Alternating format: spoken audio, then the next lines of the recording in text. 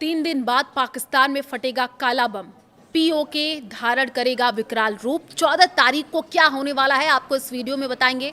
नमस्कार, मैं हूं आपके साथ आयुषी गुप्ता। देखिए, पाकिस्तान इस वक्त चौतरफा संकट में फंसा हुआ है और उसकी बड़ी वजह वहां के हुक्मरानों की नाकामी है। बलूचिस्तान में विरोध की ऐसी लहर उठी है कि पाकिस्तान सेना को पीछे हटना पड़ा है और लोगों ने अपनी आज़ादी का जश्न तक मना लिया है। अभी पीएम शहबाज शरीफ और जनरल आसिम मुनीर इस झटके से उभरे भी नहीं थे कि उनके सिर पर एक और भारी आफत खड़ी हो चुकी है। अब 3 दिन बाद पाकिस्तान में काला बम फटने वाला है। पीओके के लोग अब अपनों को नरसंहार का बदला लेने के लिए विकराल रूप धारण करेंगे। 14 अगस्त को लेकर के पीओके की जनता ने ऐसा ऐलान किया है जिससे इस्लामाबाद की नींद उड़ गई है। पाकिस्तान में पीओके के लोग 14 अगस्त को क्या करेंगे आपको इस वीडियो में बताएंगे। इस बार 14 अगस्त का दिन शहबाज शरीफ सरकार और पाकिस्तानी सेना के लिए किसी बुरे सपने से कम साबित नहीं होने वाला है। ठीक 3 दिन बाद पाकिस्तान एक ऐसे सबसे बड़े काले दिन का गवाह बनने जा रहा है जिसकी गूंज सिर्फ इस्लामाबाद तक ही नहीं बल्कि पूरी दुनिया में सुनाई देगी। पाकिस्तान के अवैध कब्जे वाले कश्मीर यानी पीओके में जन आक्रोश ने अब विकराल रूप धारण कर लिया है। अवामी एक्शन कमेटी AAC ने बड़े ऐलान करते हुए 13 और 14 अगस्त को ब्लैक डे के रूप में मनाने का ऐलान किया है। पाकिस्तानी सेना की बर्बरता के खिलाफ पीओके के लोग अब आर पार की लड़ाई के मूड में है। यह विरोध प्रदर्शन केवल पीओके के सीमाओं तक सीमित नहीं रहेगा बल्कि इसे एक अंतर्राष्ट्रीय अभियान का रूप दिया जा रहा है। जी हां, दुनिया भर में बसे कश्मीरियों से ये अपील की गई है कि वो पाकिस्तान के इस तथा 13 और 14 अगस्त जब दुनिया भर में घिरेगा, जी हां, पाकिस्तान कथित आज़ादी दिवस को उसकी बर्बरता का पर्दाफाश करने के मौके के रूप में इस्तेमाल करे। अवामी एक्शन कमेटी के वरिष्ठ नेता उमर नजीर कश्मीरी ने एक अपील जारी करते हुए कहा है कि इस बार 13 अगस्त को पाकिस्तानी हुकूमत और उसकी क्रूर सेना के खिलाफ बड़े पैमाने पर प्रदर्शन किए जाएंगे।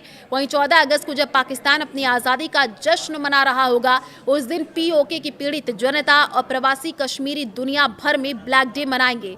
इस रणनीति का सबसे बड़ा मास्टर स्ट्रोक ये है कि अवामी एक्शन कमेटी ने दुनिया भर में फैले कश्मीरी समुदाय से लंदन, वॉशिंगटन, पेरिस और अन्य वैश्विक राजधानियों में स्थित पाकिस्तानी दूतावासों और कूटनीतिक मिशनों के बाहर जोरदार विरोध प्रदर्शन करने को कहा है। इसका मकसद पाकिस्तान की सरकारी आज़ादी की झूठी कहानी को बेनकाब करना और पीओके में जारी मानवाधिकार उल्लंघनों की तरफ पूरी दुनिया का ध्यान खींचना है।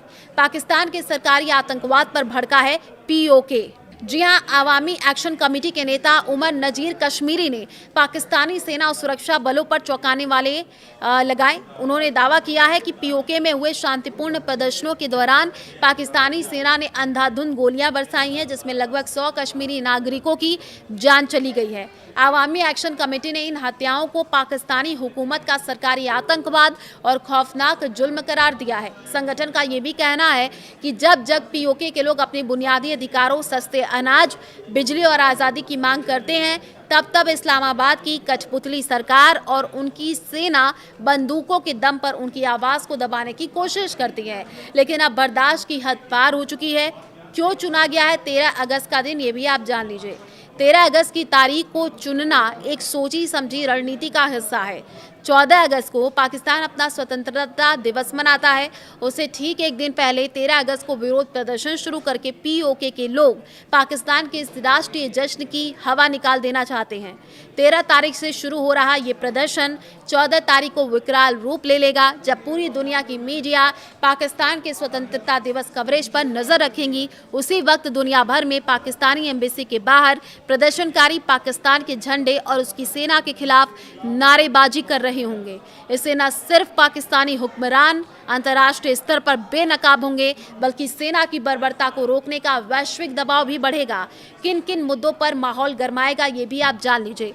अवामी एक्शन कमेटी के इस ग्लोबल कैंपेन का मुख्य फोकस उन मुद्दों को उजागर करना है जिन्हें पाकिस्तान हमेशा छिपाने की कोशिश करता है।